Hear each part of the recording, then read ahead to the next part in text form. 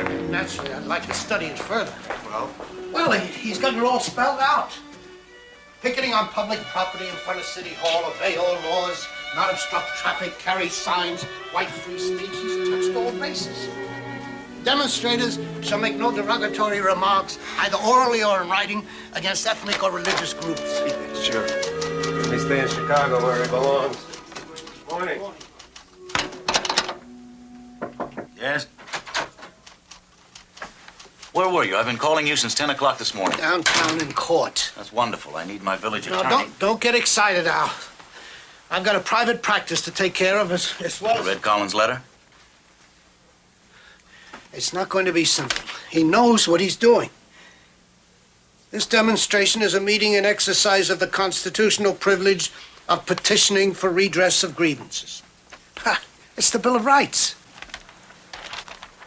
You read the last paragraph? Demonstrators will march in uniform wearing the symbol of the National Socialist Party of America. Nazi stormtroopers with swastikas. That's exactly what I need outside the mayor's office. Nazis. Bert, I wanted you in on this from the beginning. Now, we've got a very explosive situation here. A very large part of the town council is of Hebrew persuasion. Jews. Jews, Al. It's all right. Just say Jews. Exactly. Out of a population of 70,000, we have somewhere around 30,000 Jews. And on top of that, a very significant number of those people are survivors of the Nazi concentration camps and their families. Very solid citizens, too. Voters. Just what are you getting at, Your Honor? Well, look, Bert, the idea of it. Nazis, swastikas, and all those people out there who survived the whole horrible thing. There's a humanitarian impact, and, all right, they voted for me, yes. I have an obligation to those people. I have to face that. Yes, I guess so. Bert, I've always prided myself on being absolutely blind to race or color or religion in my administration, but I want your personal opinion. Because you're the village attorney, and also because you just happen to be Jewish. Al, it didn't just happen. Help me, will you? What in God's name can we do? Al, I'm not trying to duck this, but I wasn't exactly crazy about that Park District insurance dodge. Chicago tried to use that against Colin, and he went out and got Herb Lewison of the American Civil Liberties Union to challenge it in the courts. Yeah, okay, I know that. My ballpark opinion is that eventually every one of those insurance requirements will be thrown out as unconstitutional. Bert, I want your personal reaction. As a Jew?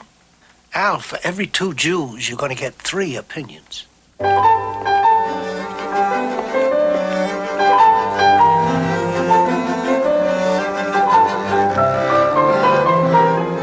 me about the math. Well, I'll see you in my house later. You better call me anyway. I don't know if I can stay over. I gotta ask my dad. Well, then you call me. Okay. Okay? Bye. I'll see you later. Going home. Yes, there's a meeting. You have to go. Yes. I don't want you to go. Bertha, I promised Hershkowitz. I will sit there. I will say nothing. What do you mean, Max? What does that mean, Max? Max, you will interfere. I know. What do you mean interfere? When do I interfere? Bertha, I'm a person who minds his own business, and I will not... Max, all I'm saying is... Bertha, a promise is a promise. Shh. The candy store. What are we saying that... Shh. Shh. Hi. Oh, please, Janet, don't drop the ring in the candy. You could swallow it. What's wrong? Wrong? Nothing. Nothing's wrong. You just got home? I told you there were tryouts for the Cheerettes. Oh, yeah. Yes. How was it? Good? Look, you will be the best cheerette anybody ever saw. You know that? Well, they only take a couple of sophomores. Well, don't worry about it, because they'll take you. First of all, you're the prettiest, and you're a very good dancer, so why are you worried? Oh, it's all politics anyways. Oh, Pop, all the kids are going over to Penny Jansen's after supper. I'm gonna stay over. Can you drop me there? Penny Jansen's over near Lincolnwood. When, tonight? You see, you have to take her all the way to Lincolnwood. You couldn't go with Hershkowitz in the first place. Janet, honey, you know I would take you. I would like to take you, but I promised. I just can't tonight. Tonight is a problem. You understand. I can't tonight. Well, as a matter of fact, if you let me get my license... I don't want to hear about license. Everybody gets one. Penny took her test on her 16th birthday. Sweetheart, we'll talk about the license another time, huh? But if Mom would just... What has she got against the driver's license? I know that, but I just can't do it tonight. Tonight it's different. No, it isn't. I always have to ask you to take me anywhere. I mean, it's absolutely Oedipal. Oedipal? Janet, let Daddy alone. Well, I got a right to know why. Look, honey, because it's Friday night, I have to go to synagogue. You never go except on Yom Kippur for some kid's bar mitzvah. Janet, please, maybe Danny Baum next door will drive you, or a taxi. Why is Daddy going to a synagogue tonight? It's nothing. It's a special meeting of the men's club. You threw out the men's club stuff with the junk mail. Bertha, maybe we should explain to you. Max, der Kind darf nicht hören. Ma, why do you think I don't understand if you say it in Yiddish? She shouldn't have to hear such things. Bertha, she is 16 years old. She's a person of intelligence. What it is Nazis are coming here to Skokie. What do you mean? Nazis? Look, why don't we have supper Mom, and then... Pop, I got the call from the community organization. what they want? Like I said, Nazis from Chicago. They're coming to march here in Skokie in 3 weeks. I saw them on TV in a park or something. Is that all? Yeah. Yeah, that's all. It's nothing. Why did you have to say in front of the child? Mom, do you always have to call me the child? She's a little girl in America. What did she have to hear? Bertha, please. Why do you have to go? I promised Hershkowitz. You say something, you call attention. I will not say anything. When do I ever say anything? I'm a quiet man. I will sit quietly with Hershkowitz and I will listen. Don't worry. Excuse me. Now, as you know, one of our important jobs in the Anti-Defamation League of the B'nai B'rith is to keep a close watch on anti-Semitic activities in the United States. The old German-American Bund of the 30s was financed by the German government itself, and it disappeared with the outbreak of World War II. Now, the current Nazi splinter group started about 10 years after the war with George Lincoln Rockwell, who was a brilliant manipulator of publicity. He could always seduce the newspapers and television into giving him coverage, even though he never had more than 500 followers nationally.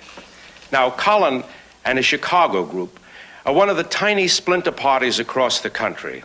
Now, I don't believe in underestimating anti-Semitism, but our best professional opinion is that Colin and groups like his are so isolated from American realities that they do not present any kind of present danger to the safety and security of Jews. How do they work?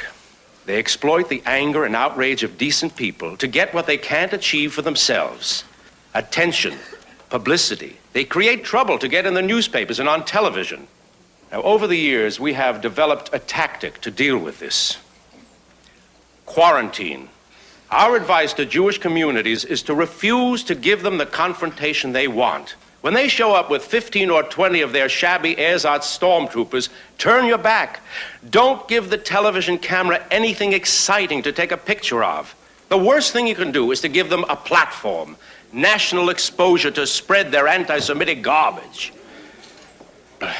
That's about it. I'll be glad to answer any questions about developing a game plan to deal with this situation. Thank you.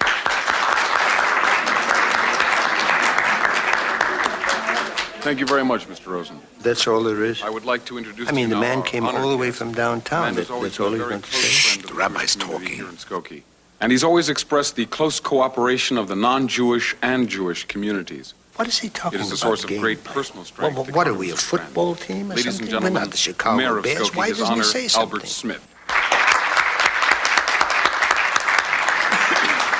Thank you, Reverend Steinberg. Mr. Rosen. Ladies and gentlemen, I want to make something absolutely clear to all my Jewish friends here this evening. And that is that your Christian neighbors here in the village of Skokie hold hoodlums like Frank Collin and his ilk in the utmost contempt. We share your outrage and your concern, and we intend to act in utmost good faith to assure the safety... Excuse me. ...and the protection... I beg your pardon. I would like to ask a question. Well, yes, sir. I'd be happy to answer any questions you might have in a moment or two. However, there are... With respect, Your Honor, not you. The other one. The one from the Chicago Anti-Defamation. I think we should hold all questions for Mr. Rosen until... Just said that he would be happy to answer questions. I'm sorry if I'm out of order, but I do have a question. No, it's all right. It's all right. I'd be happy to defer a question to Mr. Rosen.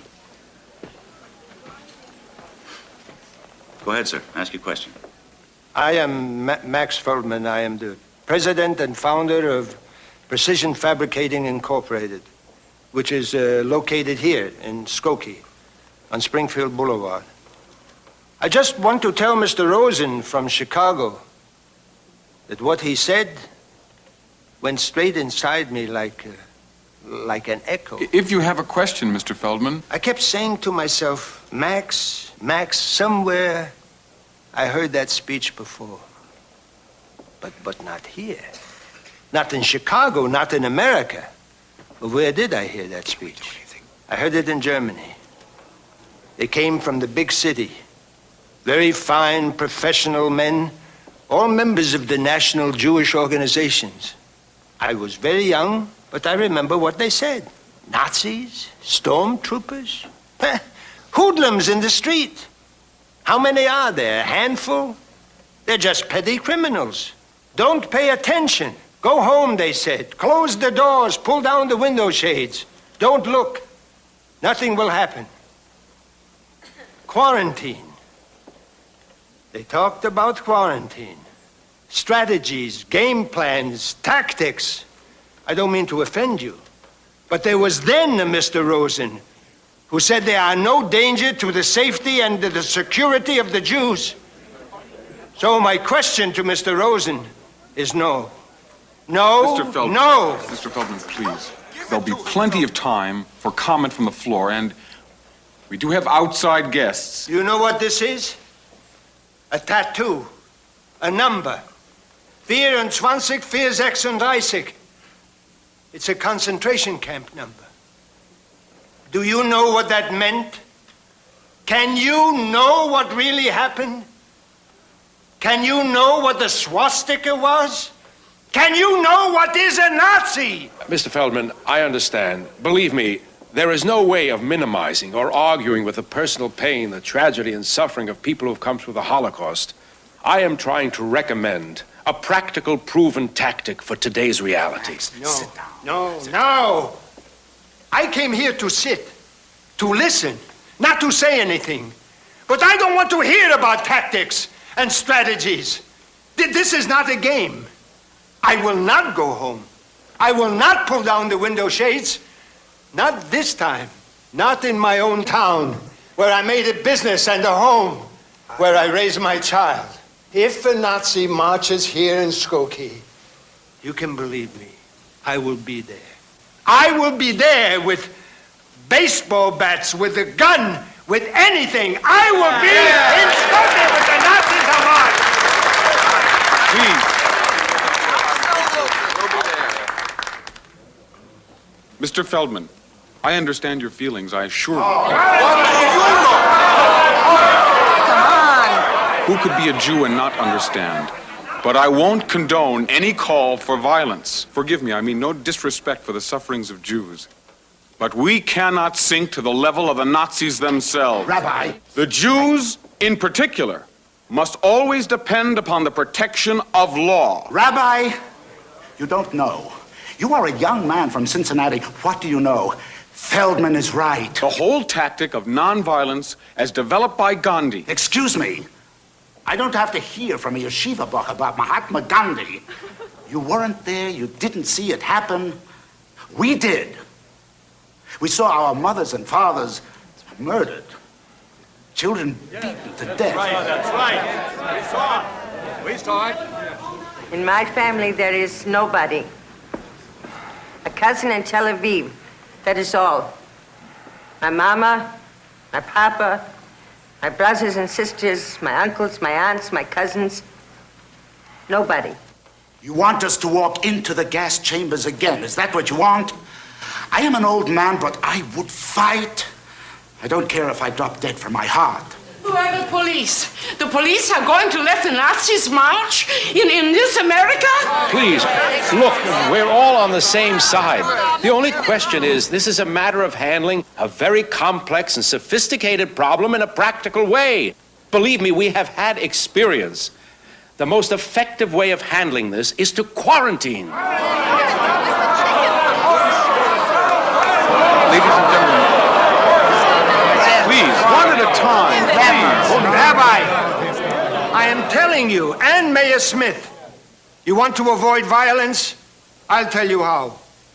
If you want no violence, keep the Nazis out. Because if they march here, if they bring the swastika here, I swear to you, nothing, there is nothing will keep me from fighting them. On the memory of my mother, the Nazis will not march. On my life, on the grave of my mother, which was a lime pit in the death camp at Mauthausen, a pile, a heap of naked Jewish bodies, on that grave, I swear it.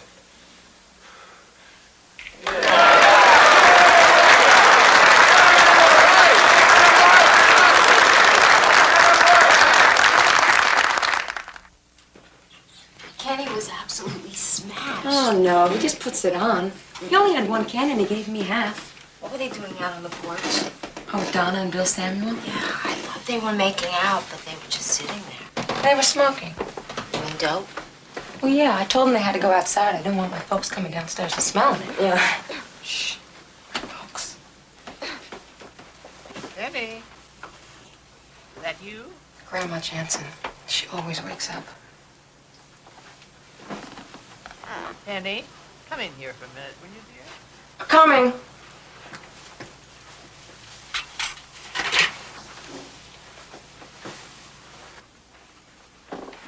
Well, you ought to be asleep, Grandma. Oh, I don't need much sleep these days. Here. Sit down, dear. What's your name? Janet? Oh, yes, of course. Well, how was the party? It was very nice. It's great. You seemed like very nice children. They're okay. Yeah. Good night, Grandma. Good night, dear. Janet? Good night.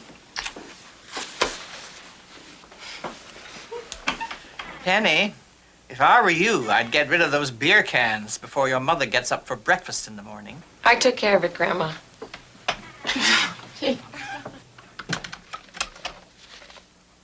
I think she drives Mom up the wall, but I love her. You know, it's funny. She's older than God or something, and yet she seems to understand how I feel, you know? Yeah. I remember when I was a little girl, and I used to wake up in the middle of the night, and if I was real scared or if I was unhappy, I used to run into her room and climb up on her bed and snuggle in with her. And everything smelled of old-fashioned smells, like lavender and verbena and starched eyelet embroidery and stuff. And I'd grab onto the end of her braid and I'd twirl it around my finger. And I could cry if I wanted to. And everything would be okay. Are you crying or something? Did I say something? What is it? I don't know. I don't know. Listen, I'm sorry, Janet. Something about Grandma? I guess it made me think of my grandmother. I don't know what's the matter with me. Well, what was she like? Your grandmother? I don't know. As a matter of fact, I never knew any of my grandparents. Why should I cry over that? That's a dumb reason. Your folks were refugees. From Germany or something? Something. I know they were in a concentration camp. they've got numbers on their arms. And that's why my mom won't wear short-sleeve blouses. Wow. I don't know very much else about it. I mean, my mother and father never talk about it. I never asked. It's just dumb to suddenly start crying about nothing. I mean, I feel awful sad. Like I lost something and I can never find it.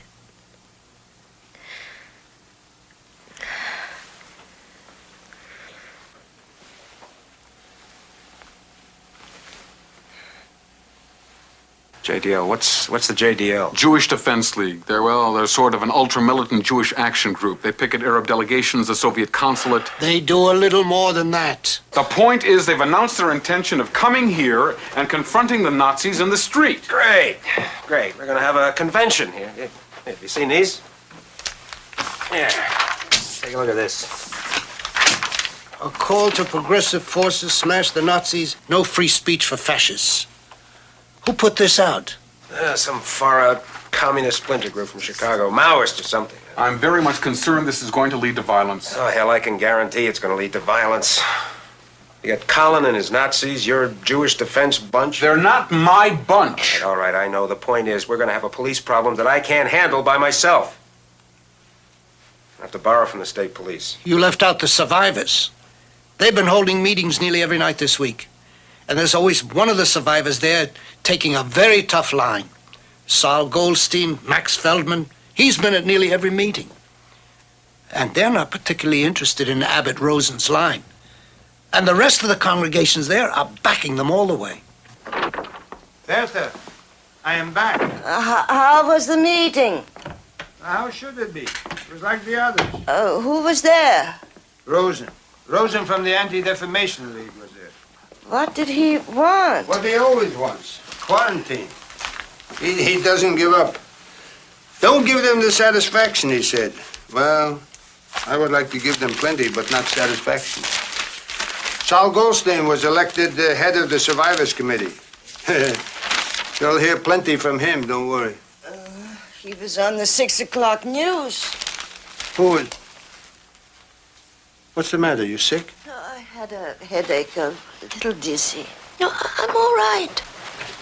Did you take something? I took something.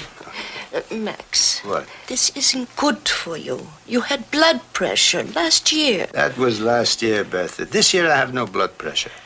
Blood pressure you get from holding things in. Why don't you let the people handle it whose job it is?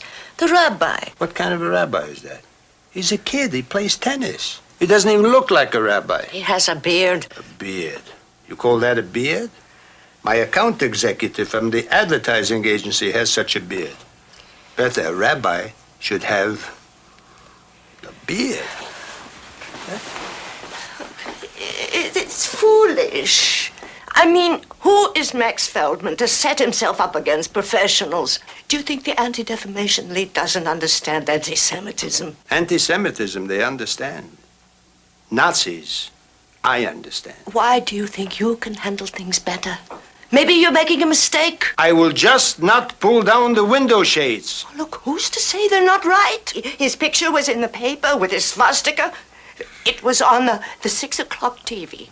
Suppose quarantine is right. Quarantine is not right. Daddy, What? can I talk to you? No, I have a free morning tomorrow. Okay, because I'm a little bit tired tonight. Daddy, it's important. I want to talk to you now. All right. If it's important, then I'll talk to you now. Well, what is it? Something to do with the Chirettes? You need a sweater or something? How did Grandma Ida die? What? How did Grandma Ida die? It's just been bothering me, that's all. I mean, you never seem to talk about it. I've got a right to know. After all, she was my grandmother.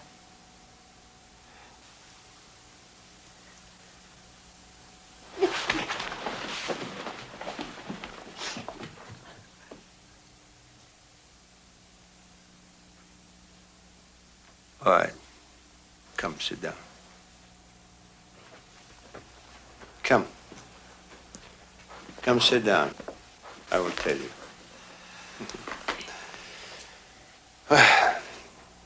The town we lived in was close to the Polish border. And my father was a tinsman, a blecher, they called it. He died 10 years before. And then there was an order for the deportation of all the Jews.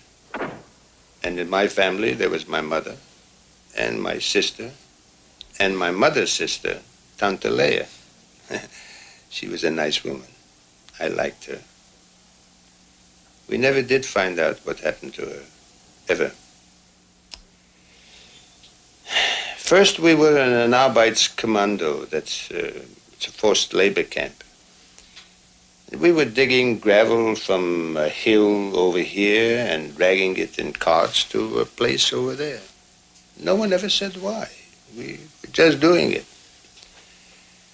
And there were the soldiers and the capos. They were the prisoners who were guards with clubs. And if you spilt a shovel, and if you didn't move the cart fast enough, they would beat you. And if you fell down and couldn't get up, they would beat them until they were dead. Or maybe shoot them. And they would just lie there like a bundle of rags. And all day long you would drag the carts back and forth, back and forth. And in the end you would say, what is that? You would forget it was Chaim Lebowski or some human being laying there. It would be just a bundle of rags. And once a week was the selection. A captain from the SS would come with shining boots and a swastika on his arm. And everybody was lined up. And they would pass by. And they had a stick with a little leather loop. And he went with the stick, left to right, left to right. And if he went right, it meant you were alive for another week. But if he went left, you were never seen again. I used to watch my mother getting weaker and weaker. She was a sewer, a seamstress. She used to embroider fancy things for the rich ladies in town. The beautiful, delicate flowers with silk threads. They were beautiful. And she wasn't a strong woman to begin with. How long could she keep dragging the carts with gravel and rocks up to the hill? Then the day came when everybody was lined up, and my mother passed,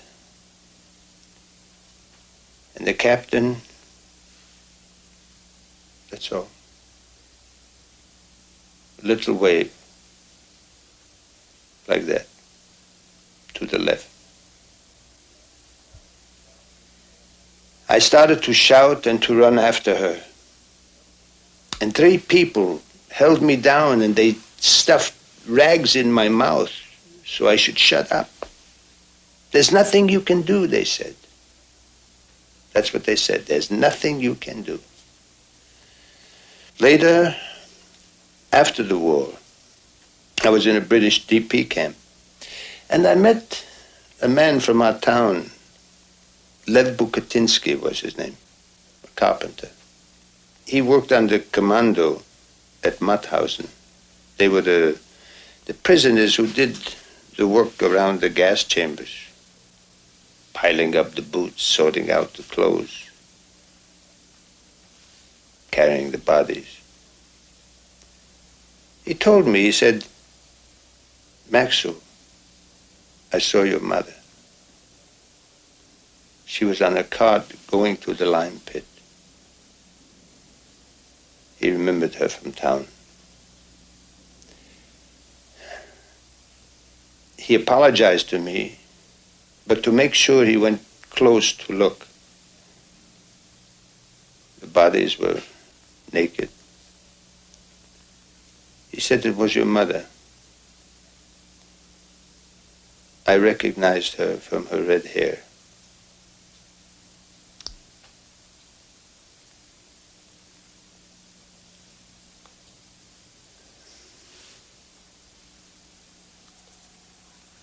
Thank you. I just wanted to know.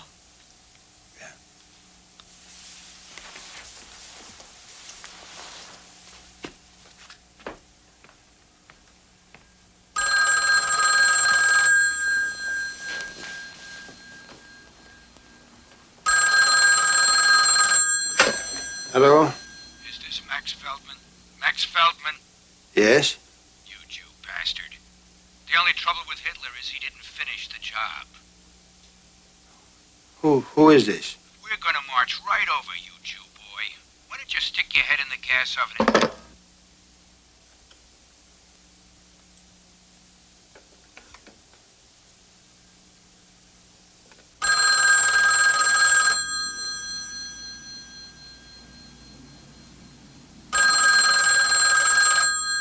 Daddy, do you want me to answer the phone?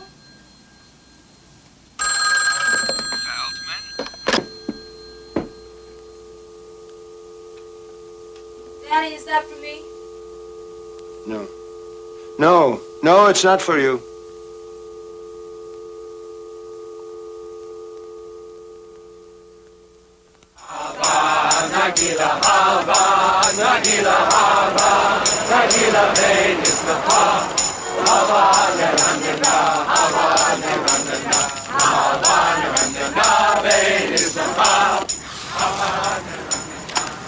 As Chief Buchanan. Well, some of our JDL friends are here. They're like they're dressed up for World War III.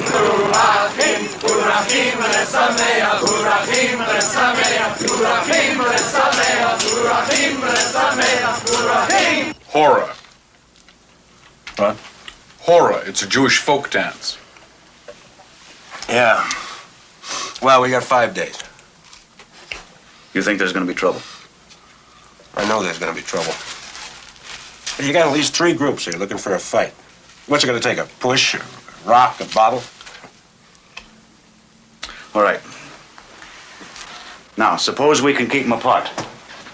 We can give Collins a sidewalk downstairs. The other one's the JDL over in the parking lot here on Douglas Street.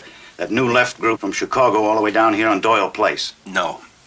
Art, we're going to get absolutely nowhere if you just take a negative attitude. You're not going to be able to keep these groups apart, Mr. Mayor. You'd have to call out the National Guard. And I'm afraid you've left out another group. Mr. Feldman and the survivors. There was another meeting last night, and they voted to hold a counter-demonstration in the municipal parking lot. Well, that's the last piece, isn't it? Look, there's no way around it, Al. If those Nazis march in Skokie, there's going to be violence. Well, you're our lawyer. Aren't you going to say anything? Damn it, I'm the mayor of this town, and I have the right to keep the peace. Nobody wants those pissant Nazis around here. There's got to be some way of kicking them out and keeping the peace. Bert! Well, as an attorney, there are certain constitutional overtones. It's very complicated. It isn't. It's very simple.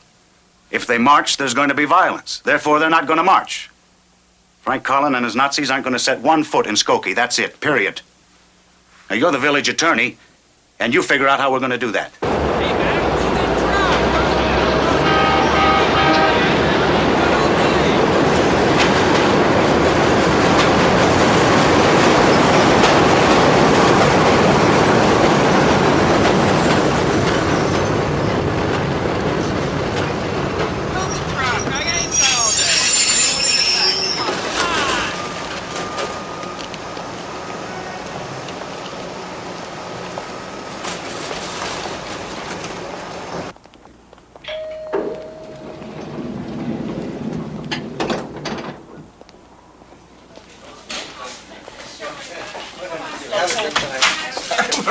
Mr. Lewison, can I talk to you? Mr. Collins, it's a little late right now. I'll be in my office at 10 in the morning. It's important. The office is closing right now. You're my lawyer. Your lawsuit against the Chicago Park District won't come up in court for another 3 or 4 weeks. Call me in my office, will you? It's not about the Chicago Park case. It's something else. I just received this from the village of Skokie. It's a whole new case. I think you ought to look at it. I can stay for a while, Herb, if you want. No, I'll take care of it, thank you. Mr. Cullen? See you tomorrow, Sheila. Bye. What is it this time? Notice of a filing by the village of Skokie in Cook County Circuit Court against Colin, his party et al. Yeah? They're seeking an injunction to bar Colin and his followers from parading in uniform on the streets of Skokie on May 1st. There's a notice of hearing in Cook County Circuit. Village of Skokie by Bertram Silverman, Corporation Counsel. Have you looked it over? Yeah. Well? It's worse than the Chicago Park case. Oh. What does it involve? First Amendment. Free speech, assembly, it's pretty clear. Well, what do you think? About what? The case? Do we take it? Can't avoid it. You look at it from the purely legal view. What other view is there? Well, we already got a lot of heat representing Colin. What does that have to do with a clear violation of the First Amendment? Now, take it easy, Herb. Take it easy, please. I'm just trying to assess the situation. We can't back away from a violation of the First Amendment that is this clear. But I'm going to have to answer to the board on Why a would the thing board like have that. any question about it? Well, for one thing, he's a Nazi, and there are a number of Jews on the board. Dave, I'm a Jew, too. I know you're a Jew. But this isn't Chicago. This is Skokie. And you are going to have to take a position supporting a Nazi against concentration camp survivors. If this office doesn't take the case, I'm going to resign and represent him on my own. Wait. I didn't say anything like that. Now, I am just trying to prepare our position, because there sure as hell is going to be trouble. The principle is the same, whether it's Colin and his Nazis or Martin Luther King and some civil rights march. Philosophy may be the same, but, public relations are a little different. Herb, I've got to protect you. I'm going to get in touch with the board chairman, and he's going to order you to take on the case. He doesn't have to order me to do anything. I know. No, I know. I want you covered against any kind of personal attack. Okay, Dave. What do we do? Well, I'm going home. I want you to try the list of attorneys we've used on past cases. Excuse me, can I just get under... Maybe. I don't think I'm going to find one. This petition has to be answered in the morning. Thank you, thank you. Would you call Rachel and tell her I won't be home till about 8 or 9 o'clock? Is that him? That's him.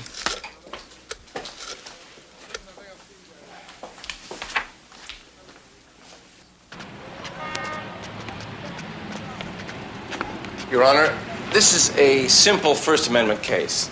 The village of Skokie seeks an order preventing an exercise of free speech before the speech has ever occurred.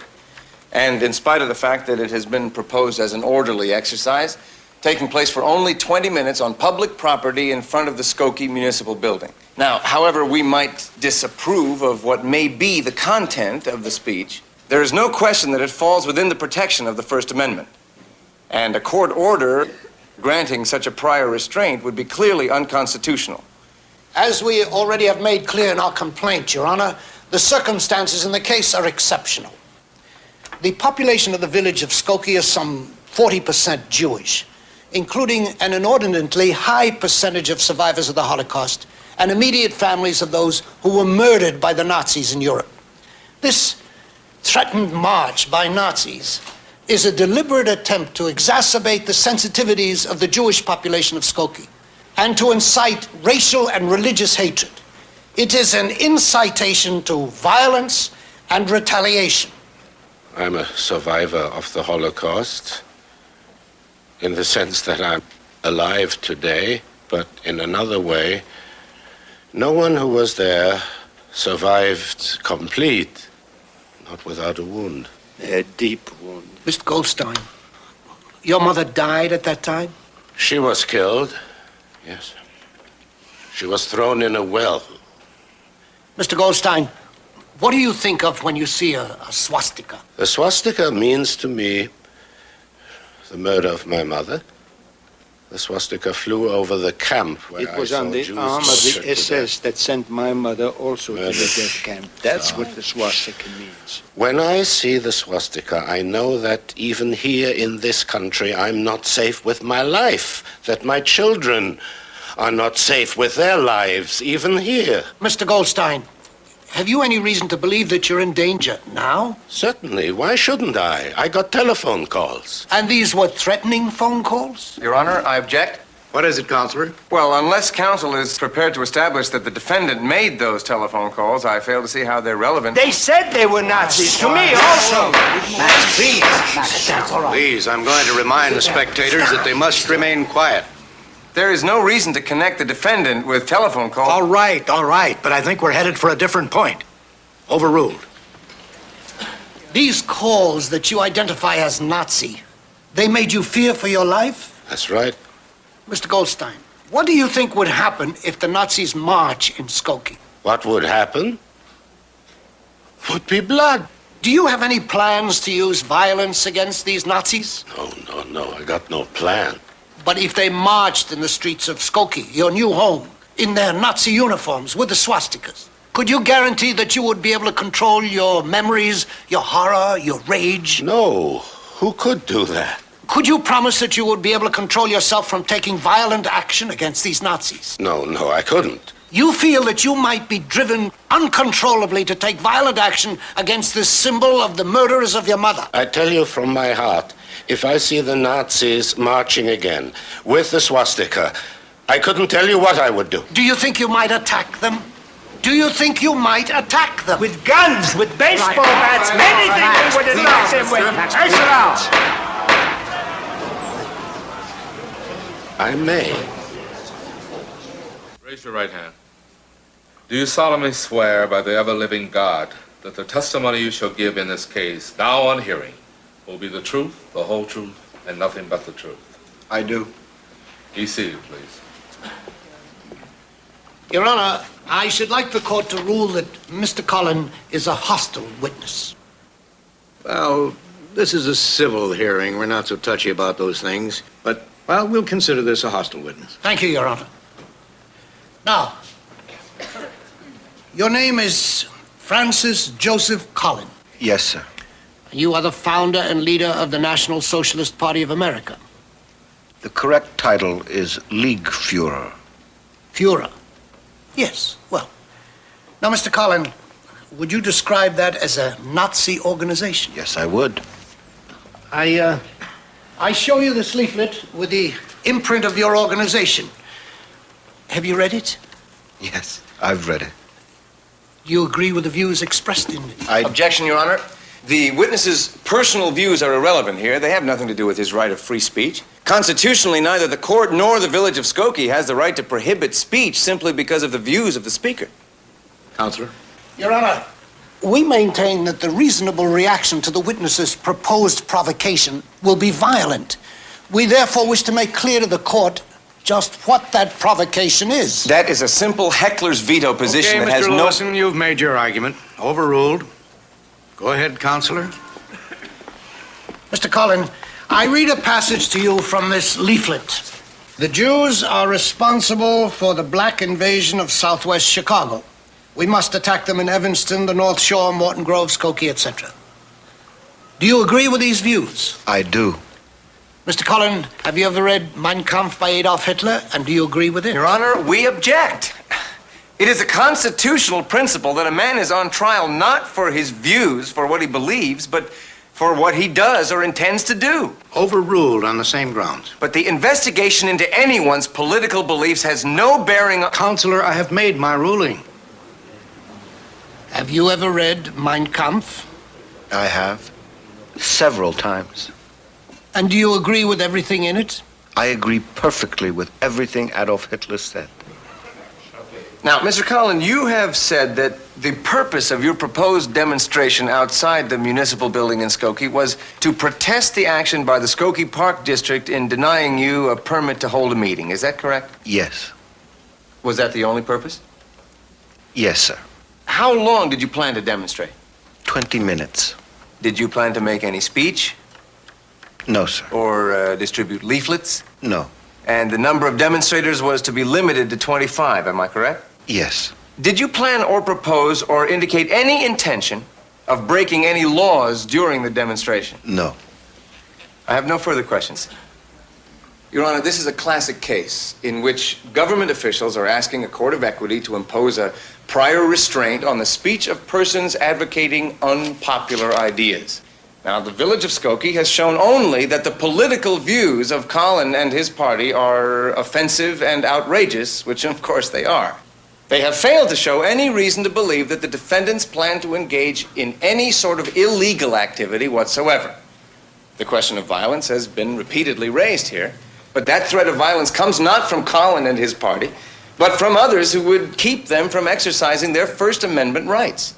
Now, Your Honor, the legal scholar Harry Calvin called this a heckler's veto, the theory that a hostile reaction of listeners to a speaker can be the grounds for silencing that speaker in advance. Now, I submit that failing any showing of illegal activity, this court cannot issue a prior restraint.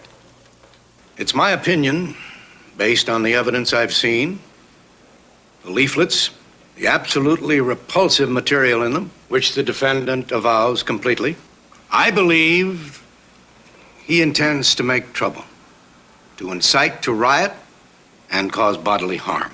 Now, Mr. Lewison, you can split constitutional hairs, but the Constitution certainly doesn't give a person like Colin the right to come into a peaceful community and cause violence. So I see no need to delay a ruling.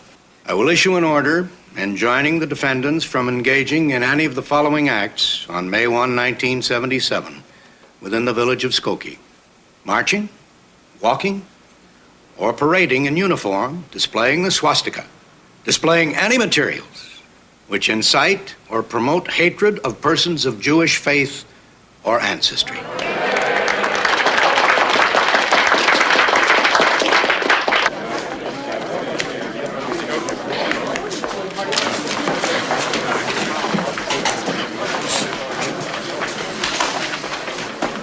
Mr. Lewison, may I ask you a question? Do you think the ACLU will appeal this decision? Yes, we're going to enter an immediate appeal. We expect First Amendment to be upheld.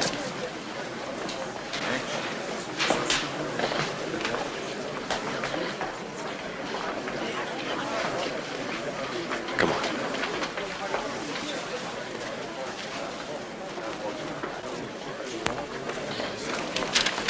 Mr. Lewison, that was a fabulous job. Herbert? Well, I guess you're going to file for appeal. Sure. I'll be talking to the appellate court tomorrow morning. Well, I'll see you in court. Doesn't it feel kind of funny? What? I mean, you've argued the First Amendment for us before. In '68, the Democratic Convention.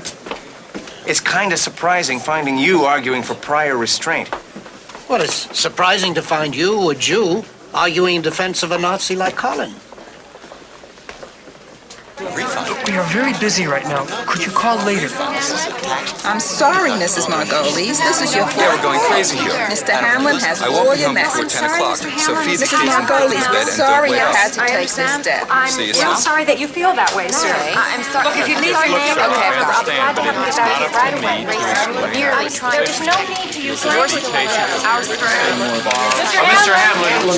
Well, what are the positions of your board of directors? Well, there's been no statement from the board yet, and I haven't heard from the National. Hamlin, isn't this the first time the ACLU has represented Nazis? No, it's not the first time we've defended the rights of Nazis. We represented George Lincoln Rockwell when we... Take the case to the appellate Herb Lewison. He's a senior legal counsel to the Chicago office. Excuse me, there'll be a statement a little later, please. Just excuse me, please. Yes, Phyllis, what? The New York Times is on line 1. Later. I'll call back. Mr. Hamlin. In the last 3 hours, we've had over 100 calls, mostly ACLU members. Like Mrs. Margolis, they are not happy. Well, there's always some kind of a reaction when we get into these things. Not like this. The New York office called. They're getting the same thing. Resignations, protests. I had one lady tell me she was stopping a $15 check for annual dues. It's the same thing in L.A. Why? I mean, this is nothing new. We've gone to court for these people before. The Nazis, the communists, the Klan. Why is it that when there's a clear-cut case of violation of the First Amendment, nobody... Phyllis, I thought I said... Wiseman is waiting here to see you. Oh. What'll I do? Well... Yeah, bring him in. Morton Wiseman.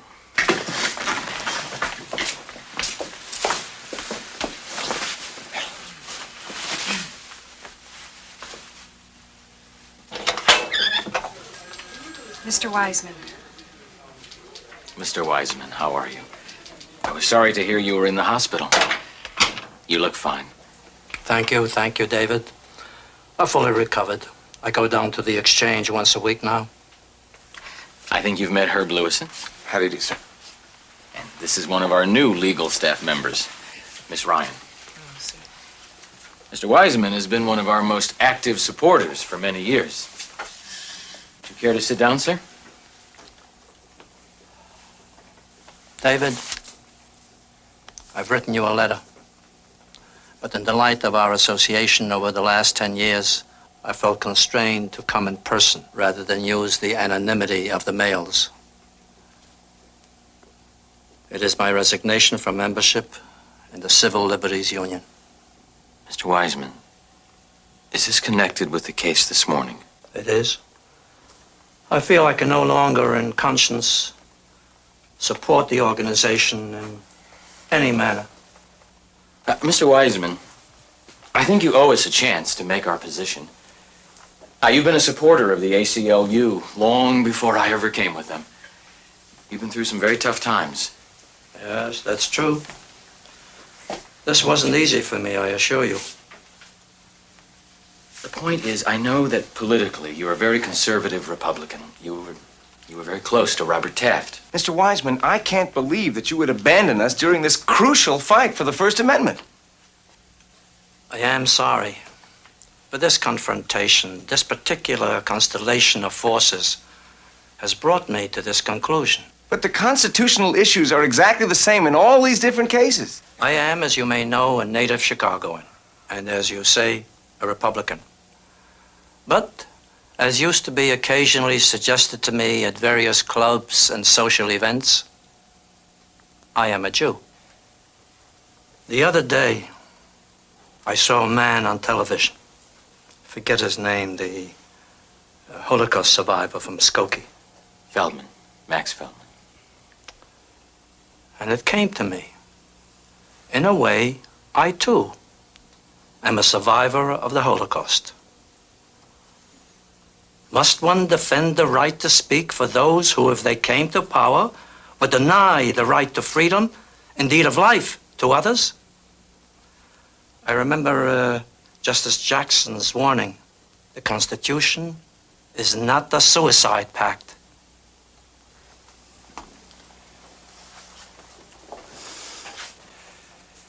Mr. Wiseman, when we file the appeal, I'll have plenty of time to develop all the philosophical aspects of this case. I'm very sorry, Mr. Lewis. But above all, there is something monumentally inappropriate in a Jewish lawyer financed by a membership disproportionately Jewish to go into a court to defend the rights of a few hoodlums, to go into a Jewish community and proclaim that it was too bad Hitler didn't finish the job.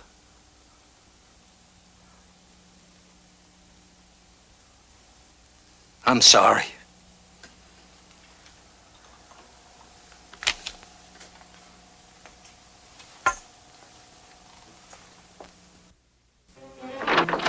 Bertha. Hi, Daddy. Hello, sweetheart. I want to hear the news. The appeal court just made a ruling. It isn't on yet. Where's your mother? Upstairs. She's been in bed since I got home from school. Anything the matter? I don't know. She took my stereo player in the room. She's playing records. Bertha? Listen. Don't switch the channel. Bertha. Bertha. Bertha. You will not believe what I just heard on the radio in my car. There was a ruling from the appellate court, and they denied the motion for the stay against the injunction against the march.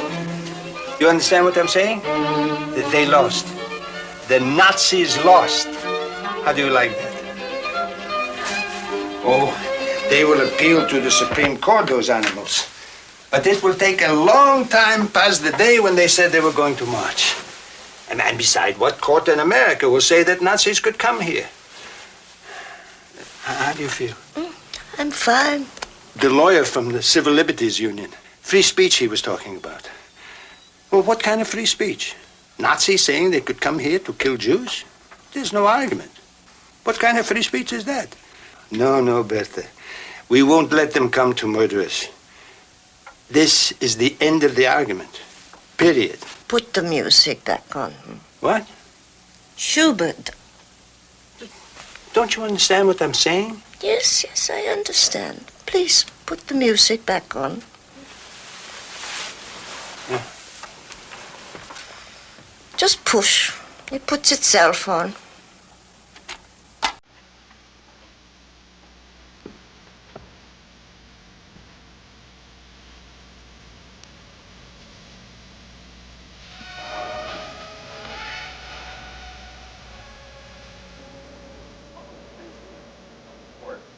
That once again, It's on now. Frank Collin was barred from his planned Skokie march. After that ruling, Collin held a press conference in the headquarters of his Nazi party near Marquette Park. George Peters was there. I want to make it clear to all the white people of this country that we will not allow the secret Jewish influence in government and the courts to keep us from protesting the communization Look at that. and niggerizing. God should punish him right on television. Our attorneys... They shouldn't let him on TV. Daddy. You intend to obey the court order forbidding your march? Of course. We're law-abiding. The injunction forbids us from marching in Skokie on May 1st. We have to obey that. But it doesn't say anything at all about April 30th, the day before.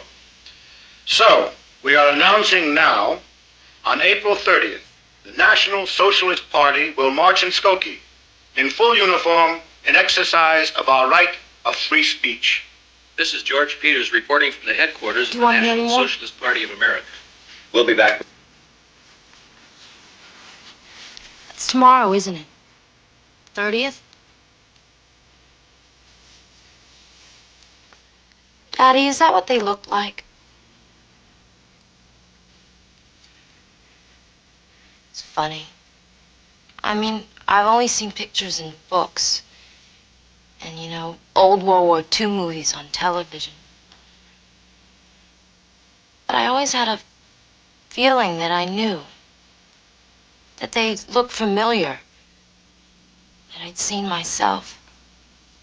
I mean, really. It's kind of crazy, but... Yesterday, I was downtown with Donna and Arlene. And we were riding the L through the loop.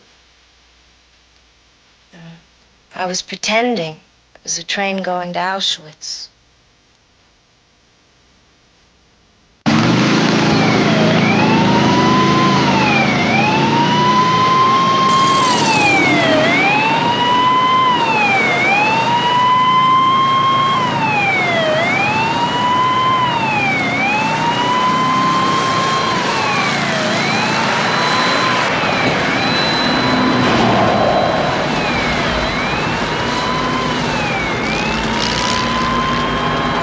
Keep up with the TV unit. That's the whole idea.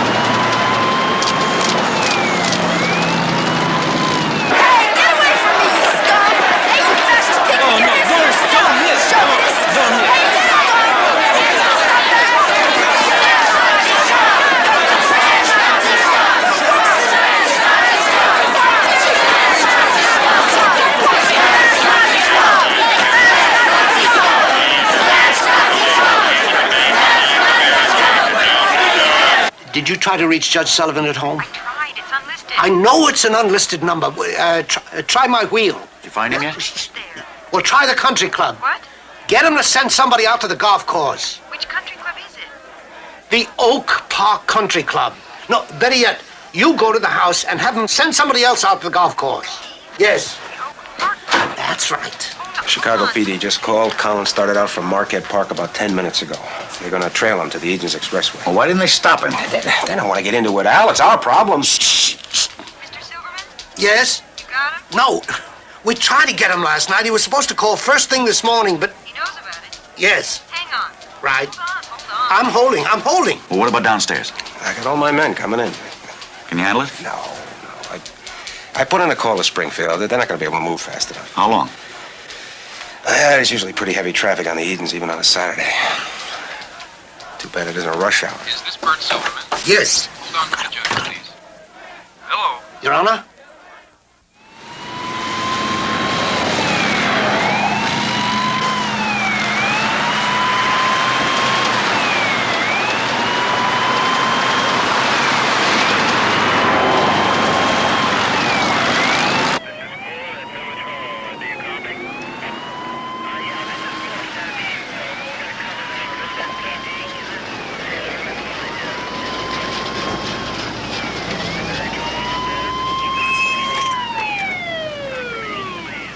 Okay, let's get that camera into position. I don't want to miss anything. Hold on a second. I gotta rest my foot. Come on, Fred. Let's hurry it up. We have the car.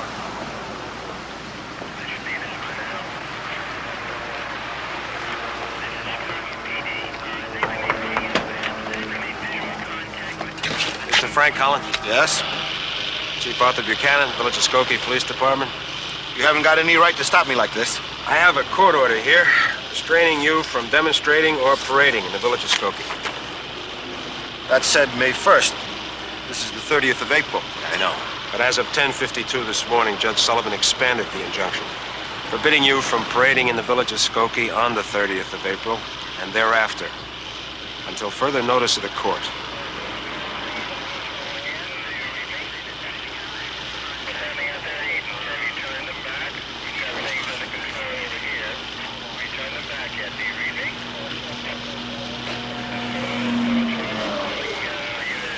Colin, do you have any comment on the situation? Colin, what are you going to do now? Will you appeal the order? Take him back to Chicago.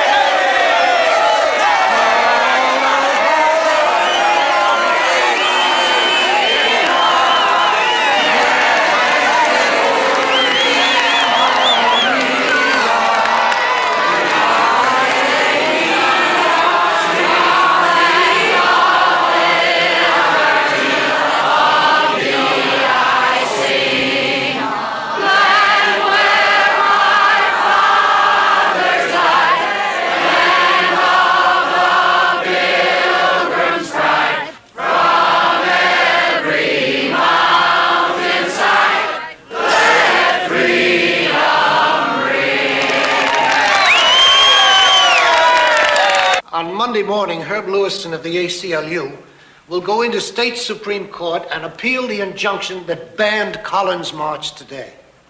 What happens then? Well, Father Kelly, that's hard to say.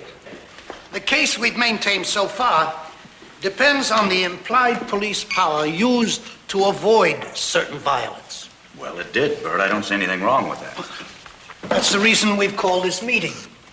Now, I've explained this to the mayor. This injunction is a prior restraint, prior restraint of free speech. I thought the judge ruled that it was justifiable. That's right, Reverend. But that was Cook County Circuit. As we go higher and higher in the courts, they take a very dim view of prior restraint. Herb Lewison is going to call this the heckler's veto. What? The idea, if otherwise protected speech inspires violence in its opponents, the only remedy is to ban the speech. Well, the heckler's veto is a very shaky prop. On those grounds, Martin Luther King could not have marched in Selma, Alabama. Now, wait a minute, Mr. Silverman. That was not the same. You can't equate Martin Luther King with Colin and his Nazis. I really can't believe it's the same thing. I mean, there is a moral difference. After all, Dr. King was not attacking anyone. Dr. King was not trying to attack the basic principles of our lives. He was, according to the sheriff of Selma, Alabama. In fact, according to the majority of white Southerners. Excuse me, but I'm not interested in how many lawyers you can stand on the end of a pen. Now, this whole town, Christians and Jews, we're all in agreement on this. We have an obligation to those survivors. Now, they're all ready to stand together. This isn't politics I'm talking about either. It's just common decency. Which side are you on? I'm trying to do my job as an advocate, pointing out the reality to my client. I'm giving you my professional opinion, Your Honor. This injunction will not stand up on appeal to the higher courts. But you're our lawyer. Now, what do we do? Well, I've drawn up a list of proposed village ordinances for permits, liability insurance, for a ban of offensive symbols, all of which will effectively bar Colin. Yes, we can pass them, but will they hold up in court? Well, it'll sure eat up a lot of time, and it'll put the ball in their court. The count so far is 350 letters of protest and resignation. Now, the national office in New York has figured out that across the country, resignations will reach nearly 15% of the membership. Naturally, there's going to be a drop in contributions and dues, probably in excess of that.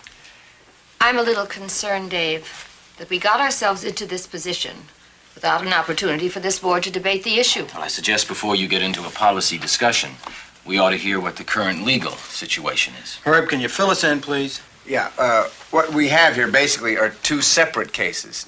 Number one, the original injunction forbidding Colin to march. Now, that's been upheld by the circuit court, and we have it on appeal to the Illinois Supreme Court, which seems to be stalling, refusing to rule one way or the other. So we think we should take it to the United States Supreme Court to force Illinois to rule. Then there's case number two, the series of ordinances passed by Skokie last Monday. What we recommend now is to move on case number two, the village ordinances, and go to court. If we use so much time and money for Colin, won't that limit the defense we can make for others who may not be as abhorrent? Right, we can't represent everybody. Look, damn it. Why choose to take on a pathological anti-Semite as a client? We only have so much money to spend. Hey, wait a minute. Properly. The client is not Colin. The client is the Constitution itself. Come on, Herb. Enough's enough. Sorry. No, go on. Suppose these Skokie-type ordinances were in the hands of a racist sheriff facing black civil rights demonstrators or against anti-war demonstrations over Vietnam. Suppose they were in the hands of a president who would do anything to silence his opposition. I never thought I'd be sitting in a board meeting of the ACLU arguing the First Amendment. I'm going to quote Justice Holmes. If I get it wrong, you'll all correct me. If there is any principle of the Constitution that more imperatively calls for attachment than any other, it is the principle of free thought. Not free thought for those who agree with us, but freedom for the thought we hate. All right, let's get the issues straight. First, on whether you approve the original action in accepting Colin's... What is it?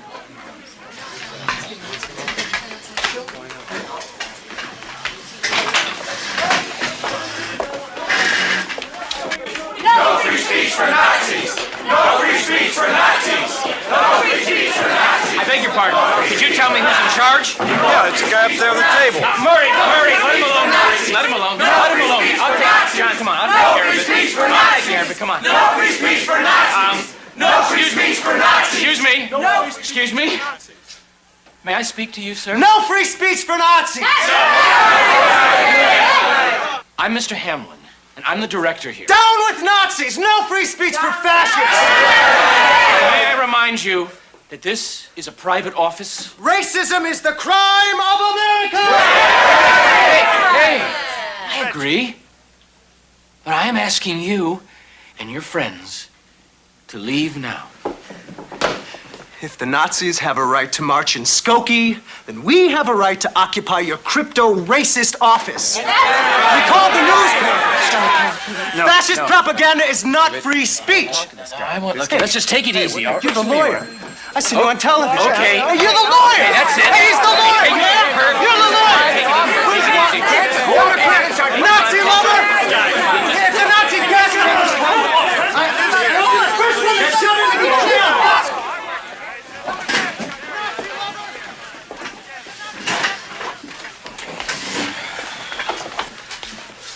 You sure we shouldn't call the police? Not yet. They've called the papers, but if no reporter shows up, they'll leave on their own in a little while. Well, we get it both ways. Reiner told me the JDL sat in the New York office. Well, I believe we were about to discuss if the board approves the decision to take on Collins's case number 2, the ordinances, and we continue with... Is a motion in order? I suppose so, sure. I move that the board approve the action of the executive director in pursuing this matter, that we accept the second case and follow through on both cases to the United States Supreme Court if necessary. Is there a second? Yes. The motion being duly seconded. All in favor? Yes.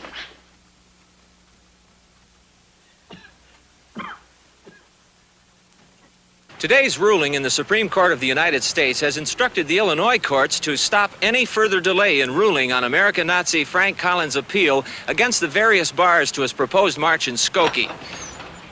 Mr. Collins, do you have any reaction to today's events? We hail our victory in the Supreme Court. Excuse me, the Supreme Court ruling was only on the issue of delay, not on the merits of the case. Still, we consider it a triumph of white Christian America over the Jewish conspiracy. I am applying for permits. We will march in full uniform on the streets of Skokie on Independence Day, the glorious 4th of July. The Jewish Defense League will be there. If Colin and his Nazis march in Skokie on the 4th of July, we'll be waiting for him. And you can tell those Nazi-loving ACLU shysters up there. If they march, there'll be blood, and it won't be Jewish blood. It would be a desecration of the graves of 6 million Holocaust victims if we didn't meet those Nazis face to face and fight them.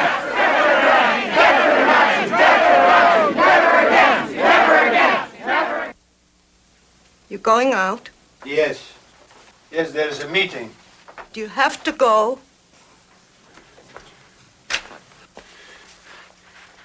Yes, it's very important because they're having a public forum at the temple. That lawyer from the ACLU is going to be there. You know, the smart one. I wouldn't want to be in his shoes. We're ready for him. Max, I don't want you to go. Oh, now, don't start, Bertha. I just don't want to be alone again. What alone? Janet is here. And I will be home 11 o'clock anyway. Let someone else this time. I can't. I was elected on the Saul Goldstein's committee for the Holocaust survivors. Where's the roller for the lint? And what can you do? What is the use? Nothing you can do can keep them from coming. Years ago, nothing anybody could do could keep them away. God's sake, Bertha. Oh, I remember the argument. I was a little girl. How could you know? It would have been a terrible thing to just pull up everything and run away from the Nazis. My cousin Joseph and my papa, cousin Otto, everyone saying, wait, it can't be that bad.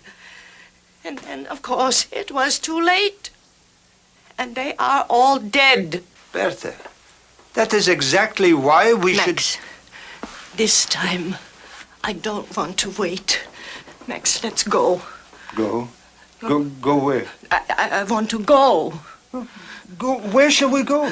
We're in America. We're American citizens. I don't care. I just want to go. Where do you want to go? You want to go to Israel? No. I'd be afraid. There are bombs and then the terrorists and the war. I know terrible things are going to happen there, too. You can't keep it out.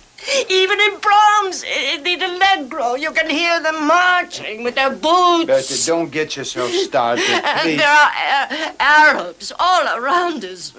You know, there was a bomb in a supermarket in Tel Aviv, 4 people killed. And my mama took me to my cousin Sophie in Breslau, and I never saw her again, or Papa, or Lisa, or cousin Otto. Bertha, you're getting everything mixed up in one mishmash. And the Nazis will march here. Nobody can do nothing. Nothing. Nobody can keep them away. I want to go. What are you talking about, go? Go where? Where should a Jew go to hide? Bertha, listen to me. You hear? Listen. There is no hiding place. I am here. And in Skokie, we are not alone. There are Christians, Jews, everybody together against the Nazis. We stay. Let them go. You've got to see. It's different. This time, it's different. What we do this time is we fight. You're right. You're absolutely right. There is no question. If we fought 30, 40 years ago, if we stood up then and hollered, no, no, things would be different. Bertha, I tell you from the bottom of my heart, it is not the Nazis I am afraid of. It's that feeling inside to be helpless. Like you couldn't move your hands or your feet. Like something was stuffed in your mouth so you couldn't even scream. I wouldn't ever have that feeling again if I knew I was to die. It makes me ashamed, that feeling. Bertha, you should come with me. Get out of the house. Don't stuff your ears with music. Do something. Then you wouldn't feel the shame. Max, you go. I'll be all right. I'm fine. You go do what you have to do. I'm just a little tired. You didn't eat. You're going to lie down and close your eyes. That was the way to survive in the concentration camp. Don't let yourself fear nothing. See nothing. Be nothing. Make yourself such a nothing that pain or no pain, suffering, hunger, eating was all the same to you. Nothing. Bertha, for God's sake, live. Live! Bertha, what is the use of surviving if you refuse to live? Stop it, Dad. Bertha. Please, stop it. Leave her alone. I'm late already for the meeting. I promised I would be.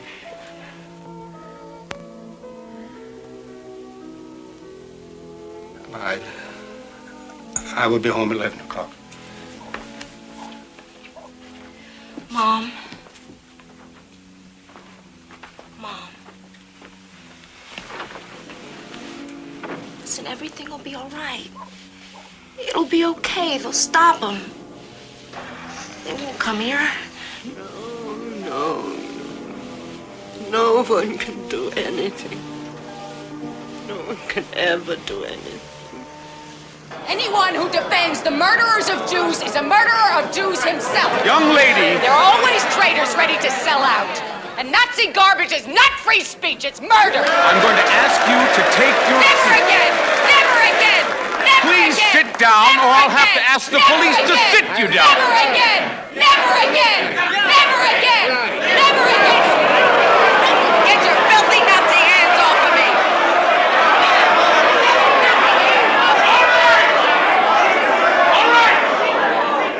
Just let her take her seat. Never again! I want to remind every one of you that this is a house of worship. And the Talmudic tradition calls for a calm and rational consideration of all points of view with mutual respect. Now, I know that you will allow Mr. Lewison to finish his presentation with the proper courtesy. Please go ahead. Now, the point I was trying to... Wait, excuse me, listen. point I was trying to make was that, basically, the Nazis are not the issue. What is the issue, then? The issue is the web of laws enacted by the village of Skokie that prohibits free speech by prior restraint. Thank you, that's the issue. Now, throughout the years, the American Civil Liberties Union has consistently defended the right of Nazis. This is not the first time. The ACLU has consistently defended the rights of all Americans by defending the rights of the unpopular, the radical, and, as in this case, the indefensible.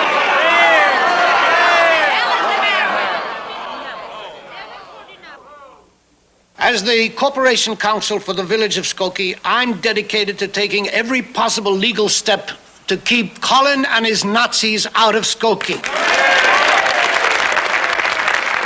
On the 4th of July and forever.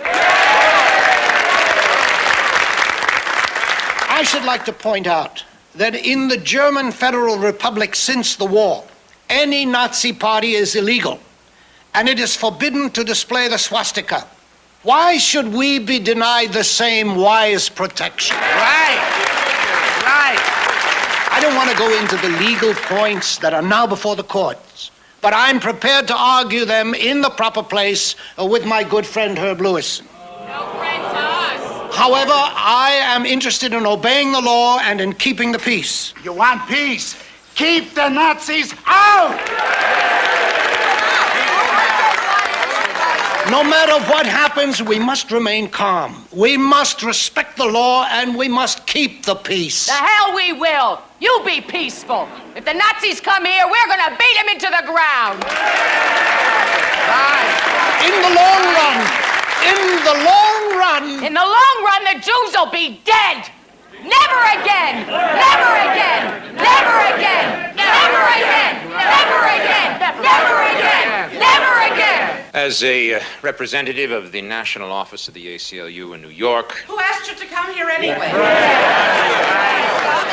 although we support the action of the Chicago office, personally, I take a slightly different stand.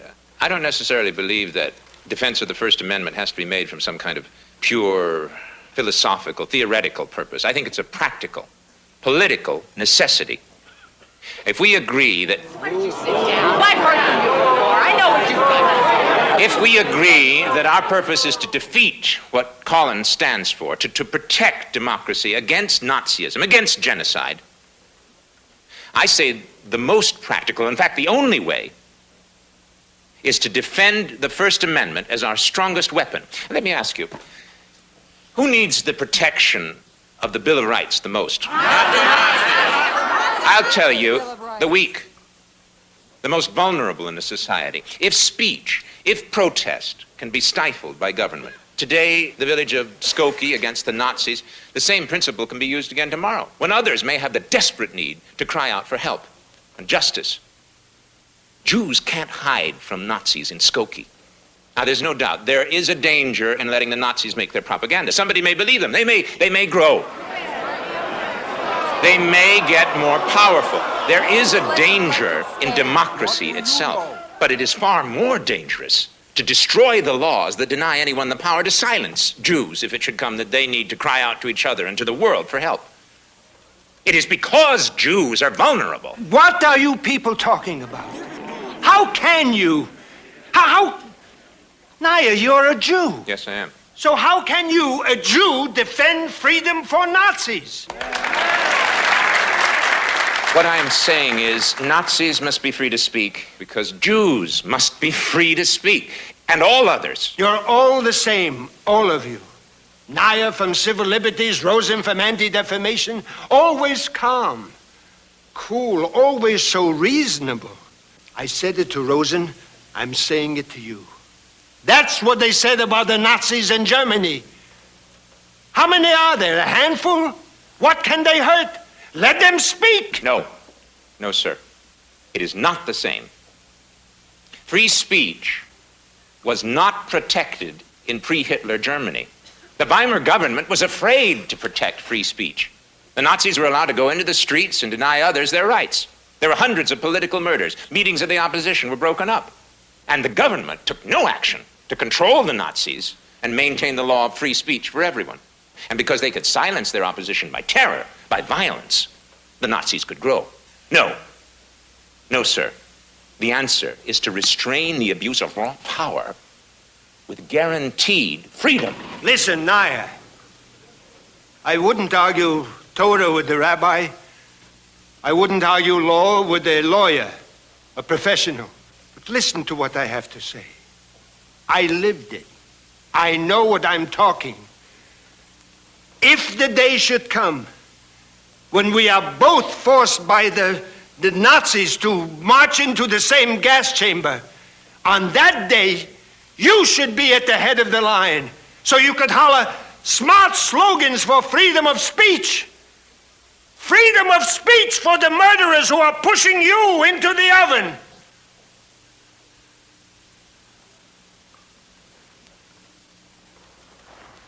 In fact, sir, I came very close to dying in those gas chambers. I was born in Berlin. My mother, my father, and I were able to leave Germany only at the last minute in 1939. My extended family, grandparents, aunts, uncles, cousins, were wiped out. They died in those gas chambers at Auschwitz, Treblinka, Bergen-Belsen, Mauthausen. I escaped. But in spite of that, no, because of that, I support First Amendment rights. Absolutely. I support free speech for everybody, for Nazis. Go back to New York.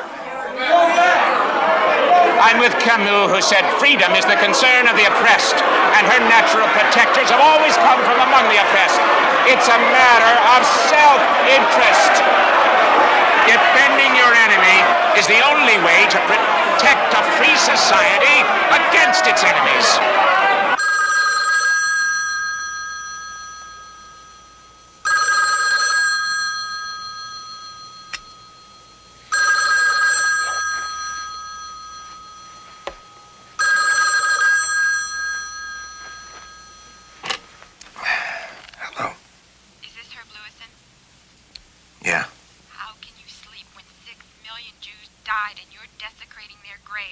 Terrific.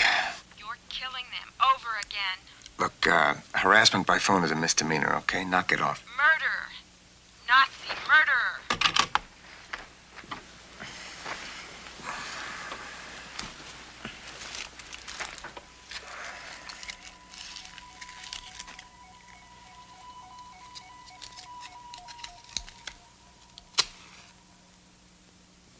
July 12th, 1977, Illinois Appellate Court, 1st District, 1st Division. Village of Skokie, a municipal corporation plaintiff, appellee. National Socialist Party of America et al., defendants, appellants. The swastika is a symbol which is inherently likely to provoke a violent reaction among those of the Jewish persuasion or ancestry when intentionally brought into close proximity to their homes and places of worship. This is especially true for the thousands of Skokie residents who personally survived the Holocaust of the Third Reich. So too, the tens of thousands of Skokie's Jewish residents must feel gross revulsion for the swastika and would immediately respond to the personally abusive epithets slung their way in the form of the defendant's chosen symbol, the swastika. In summary, the order of this court is that the injunction as issued by the Cook County Circuit Court is to be modified, removing the ban on uniforms, but leaving standing the ban on the use of the offensive symbol, the swastika. Nevertheless, we will march in full uniform with the symbol of white Christianity, the swastika. What about the second case, the Skokie Village ordinances? Won't they still keep you from marching? We are continuing to appeal all the restrictions to the higher courts. I have no doubt we will win. I will march in Skokie under the full protection of the law, in my full uniform, with the swastika. You should live so long. Attorneys for the American Civil Liberties Union, representing Colin and his Nazi would-be marchers, were unavailable for comment this afternoon. Mayor Albert Smith of Skokie said he was pleased with the decision. He said it was heartening to the decent people of Skokie. Where's Mom? Thank you, Bill. We will continue our in-depth... I took out some chopped meat, but it's still frozen. I'll make some kind of gook in the frying pan. Bill will be back to take a special... Daddy, I have to talk to you. Can you turn the television off? The news from the network is coming on right away. Cronkite maybe will say something about Skokie. Well, can you turn it down? New neighbors on the south side.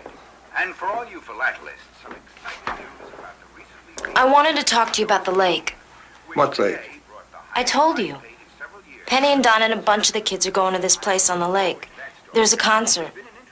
You have to go to a lake somewhere for a concert? Donna's sister has this place. It's this big old house right on the water, and there's a dock. Shh, wait a minute.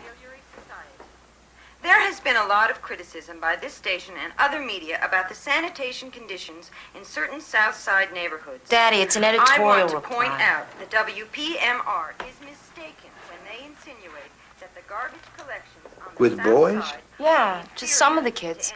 We'll be back late Sunday night. Overnight? You're going to sleep overnight? Well, the concert won't be over till late on Saturday night. Mom said it was okay if it was all right. No. Daddy!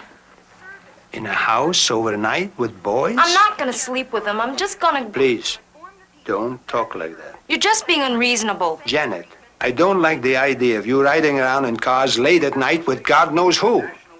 You're a young girl. You have plenty of time. Well, if that's what's bothering you, if I could drive, then I could control where the car went.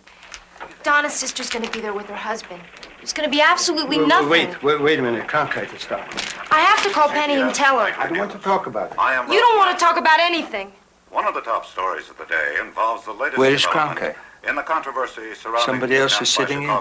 You're so busy with the Nazi in march, Skokie, Illinois. and the meetings, and the forums, We and take you being now to interviewed. Chicago headquarters of the Nazi Party. Daddy, listen to me. This is important. Today sure, with this is so-called league Führer Frank Cullen. Daddy, you're not really afraid of the Nazis. Come and you get a big kick out of it. You're having a great time with all the interviews and the committees and the court I cases. will march in Skokie. And you love it. You love it because it makes you important. You want him to come. I'm sorry I'm not dead. I'm sorry I'm not stacked up in piles like those corpses in the picture. I'm sorry I'm not dead like Grandma Ida. Then I could be important to you.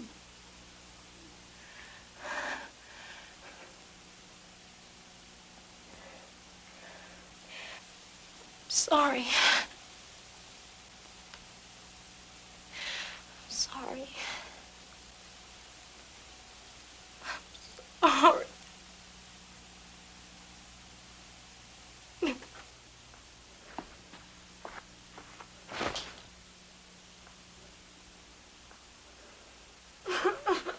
Baby.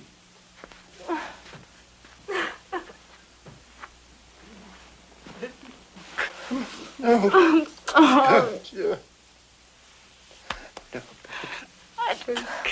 I can't suffer the way you did. I've tried. I tried to feel it. I tried to suffer for you and for Mom, so somehow it wouldn't be so bad for you. But I just can't. I just can't. It will be all right. It will be all right. No, please, baby. You can go to the lake with your friends and get your driver's license. It will be all right. You will be like the others. You will be just like all the others. No. I never felt like the others. I always felt something different. I don't know. For a long time, I've had the kind of feeling that things weren't happening to me. That I didn't experience things for myself. For you and Mom, and a lot of people I never really knew who they were. Sort of shadows. Baby. We didn't want it to touch you, what happened. What should a child born in America have to do with that suffering? But that was not possible. And it wasn't just the Nazis coming to Skokie. No. It was long before. Without saying a word, we handed it to you in silence. like the blessing Isaac gave to Jacob. But it was not a blessing. It was a curse. And your mama, afraid to feel anything for herself. And me. So I don't stay in bed all day and listen to Brahms. But I stay in my office 10, 12, 14 hours a day, filling my head with payrolls, inventories. God forbid I should sit quiet and think. So why am I afraid for you to grow up? For myself, I'm not afraid. That's a luxury that I learned to live without in the camps.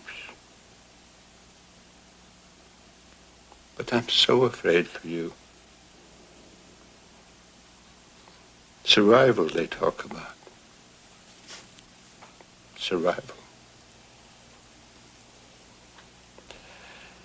You are my survival.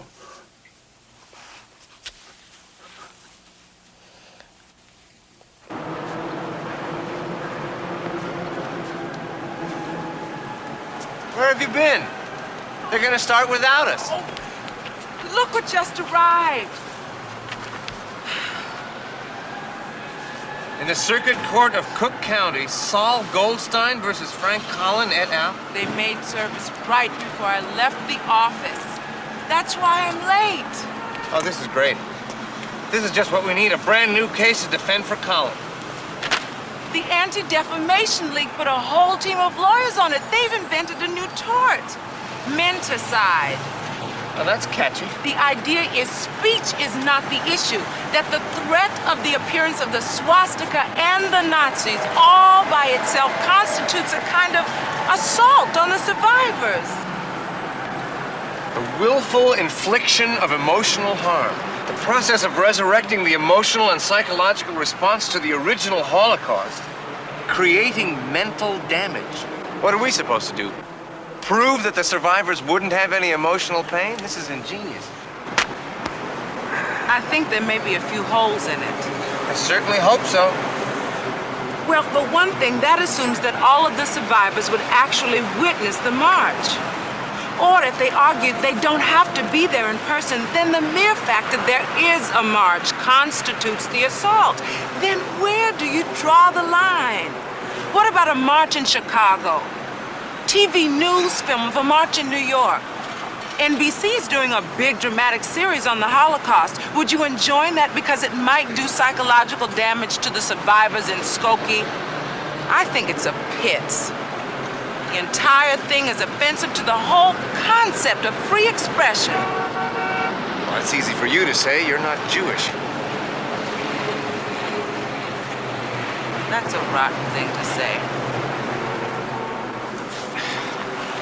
Sorry. I just got this picture of me standing up in court, denying that there was any pain and suffering in the whole Holocaust. I think it's getting to me. You still getting those telephone calls? Yeah, we have an unlisted number now. Well, I think if we just argue that it's a heckler's look, veto... no, I don't want to hear any more about it. We have a whole benefit dinner to sit through. Let's just not think about it anymore tonight. Mr. Johnson, Mr. C.L. Johnson, please pick up the white courtesy phone in the lobby. Mr. Bozeman, please report Let's to go the cashier's upstairs. office. Mr. Bozeman.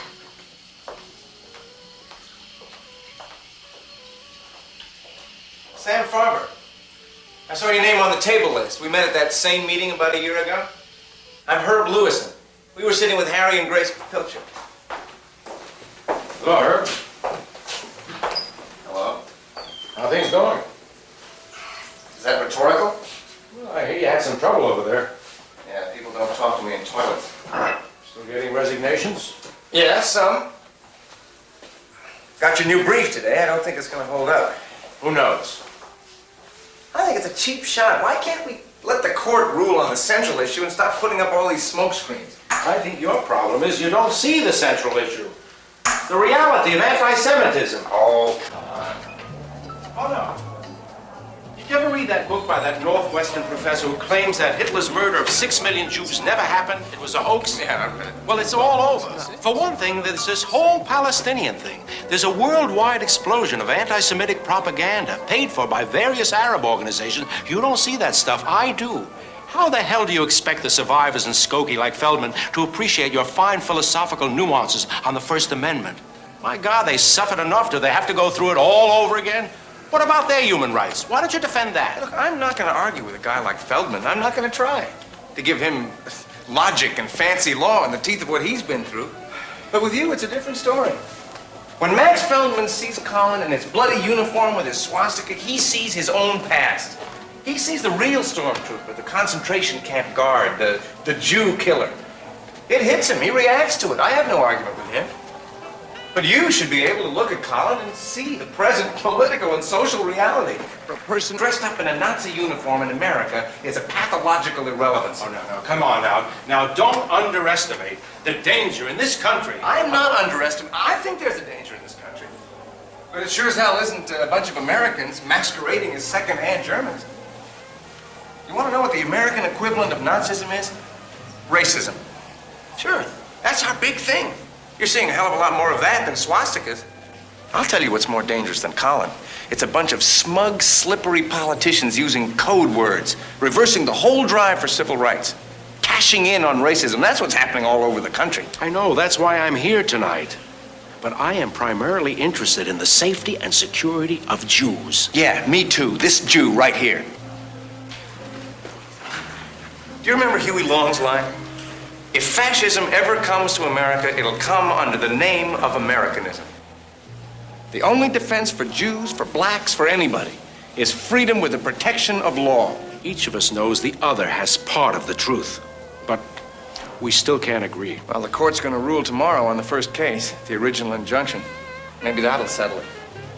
Supreme Court, State of Illinois, January 27th, 1978. The display of the swastika, as offensive to the principles of a free nation, or the memories it recalls may be, is symbolic political speech intended to convey to the public the beliefs of those who display it. It does not, in our opinion, fall within the doctrine of fighting words. We do not doubt that the sight of this symbol is abhorrent to the Jewish citizens of Skokie, and that the survivors of the Nazi persecutions, tormented by the recollections, have strong feelings regarding its display. Yet, it is entirely clear that this factor does not justify enjoining the defendant's speech. Well, it's a complete turnaround, isn't it? The march can't be prohibited. They can't be banned from wearing their uniforms and waving their swastikas around. Well, that's one. Why don't I feel happy? With any luck, it'll rain. Yeah. Is Herb Lewis in there? Hello? Mr. Lewison. Speaking. This is Al Woodruff. Remember me? Yes, I remember you from Newsweek, right? Do you know where I can find your client for comment? No, I haven't the slightest idea where you can find Frank Collin for comment. Could you put me on to somebody who does? No, why don't you try finding him yourself? Mr. Lewison, come on, give me a break. Look, I had the honor of representing him in court. I have no intention of acting as his press agent. Well, if you hear from him, give me a buzz. Right. As a matter of fact, I happen to know where Frank Collin is. Yeah, it's the one bright spot, with all the television stations and newspaper men looking for him to interview him. He's stuck in the blizzard, somewhere between St. Louis and Chicago. Maybe when the federal court rules on the ordinances, he'll still be frozen stiff. Federal Court for the Northern District of Illinois, February 1978.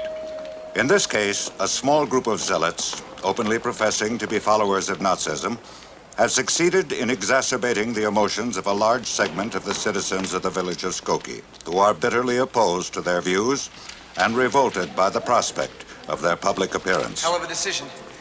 They threw out every one of the ordinances as unconstitutional. Right down the line for the First Amendment. They even quoted Oliver Wendell Holmes. Look. The principle of free thought. Not free thought for those who agree with us, but freedom for the thought we hate. Freedom of thought carries with it freedom to speak and to publicly assemble to express one's thoughts. It goes on. It is better to allow those who preach racial hate to expend their venom in rhetoric rather than to be panicked into the dangerous course of allowing the government to decide what its citizens must say and hear. Pretty sweeping. Yeah. What about that third one? The menticide thing. They threw that out of the lower court. And even if they appeal it, there isn't much of a chance of their using it to get an injunction. This is it. Then it's over. No, it isn't. Now there's nothing to stop the Nazis from marching. Our enemy has run out of Jew tricks to stop us. And I am announcing today that the National Socialist Party of America will carry the Nazi swastika flag in Skokie on April 20th, the birthday of Adolf Hitler. Governor Thompson says he'll be here in Skokie to attend the counter-demonstration. Senator Percy has made a speech to the Senate calling for a massive counter-rally. Now, ladies and gentlemen, I'm not at all worried about how the people of Skokie will respond, because I remember one freezing cold day when hundreds of Skokie citizens, Christians and Jews alike, came to an outdoor meeting. And we were all wearing the armbands with the yellow stars to show how we stood together against the Nazis. So if they march, we'll be there. What does worry me is that even though I know our people are peaceful, I can't vouch for the peaceful intentions of others who may attend. Now, every effort is being made to keep the peace, and... Al, will you excuse me a minute? Excuse me, I'll be right back. As the mayor said, we've been in touch with the state police. Of course, we're mobilizing the entire Skokie police. Can I see? Sure, with the peace. Our major concern is, of course, the safety of the citizens of Skokie. And the What is it? Skokie Police Department will make every I effort just got a call from downtown. to maintain. He's made a deal. Who? Colin. It's one of those package things. Chicago Park District. He gets a permit to demonstrate in Marquette Park, and he cancels Skokie. That's straight? I just got it from Chicago City Hall. That's all? He had us running in circles for a year and a half. You mean that's it? He's canceled. And that's the way it ends? Just like that, it's over? It's all over.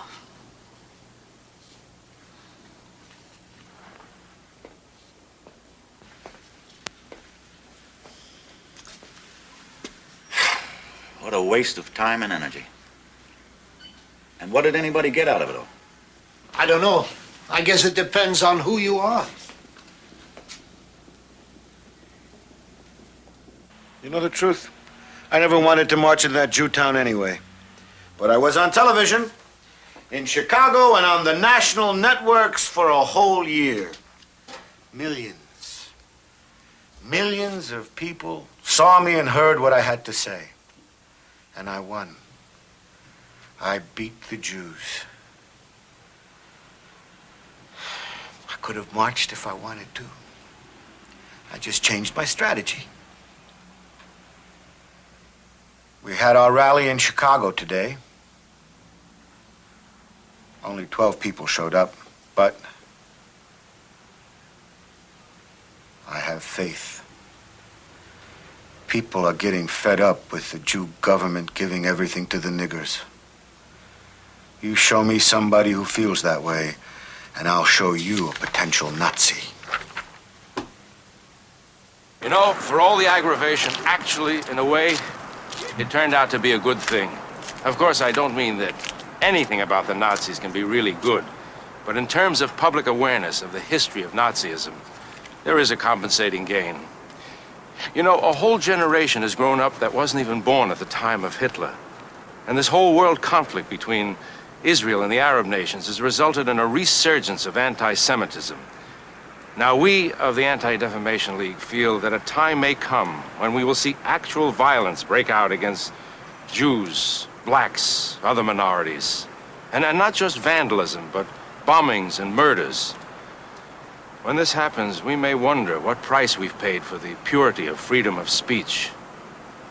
At least the Skokie experience can be a warning, a reminder that the Holocaust must never happen again. I think there should have been some way to keep the Nazis out of Skokie.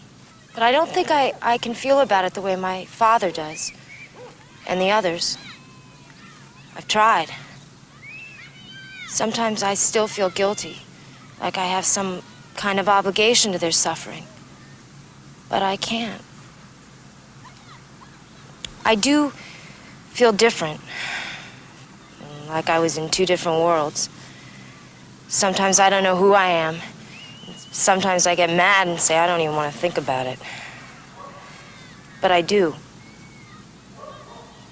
I'm glad I'm alive, but I just can't carry it all.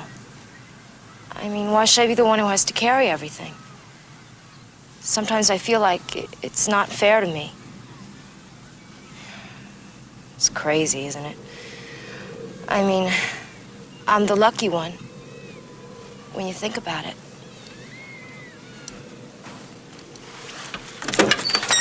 Well, I'm glad as hell it's over. The ACLU really took a beating. I mean, we didn't quite anticipate. But we've put in a lot of work now explaining to our membership why we did what we did, and we're coming back. Slowly. For me personally, it was very painful. The people who hate me the most today for what I did, who actually think of me as a devil of some kind, those are my people. They're just like my aunts and uncles. They're people I really care for and never stopped caring for throughout this whole thing. And they still keep asking me, why? Why did you defend a Nazi? Well, it's always the despised and the unpopular who are the first victims of oppression. Ask the Jews. I mean, if I waited around till all the nice, respectable people were my clients, it would be too damn late. No, no, no. The test of a democracy is not just that the majority rules, but that the power of the government is limited by freedom. And the first place you got to go out and defend that freedom is the first place it's under attack. It's over now. So we lost in the courts. Those bastards have got free speech. They can go everywhere and say that they should kill Jews. Well, let me tell you something. We lost, huh? Did they march? Not in Skokie. Not 1 inch. And do you know why not? Because this time we stood up and we fought them right back. And we told our story to the whole world. We were witnesses. We made them know how it happened, that such things do happen in the world. And the world lets it. I ask myself, why did I live? Why did God let me live? Well, you can't help it. You ask over and over. I will tell you a true story. I remember in the camps an old man was praying in Yiddish, not even Hebrew. And he said, God, let somebody live to be a witness. So that's why. To be a witness. To tell the truth, to stand up, to be able to fight back. My little girl said to me, oh, she was mad. She didn't know what she was saying. She said, I enjoyed it. But that's not true. Well, maybe. Because this time I stood on my feet and I showed them. I remember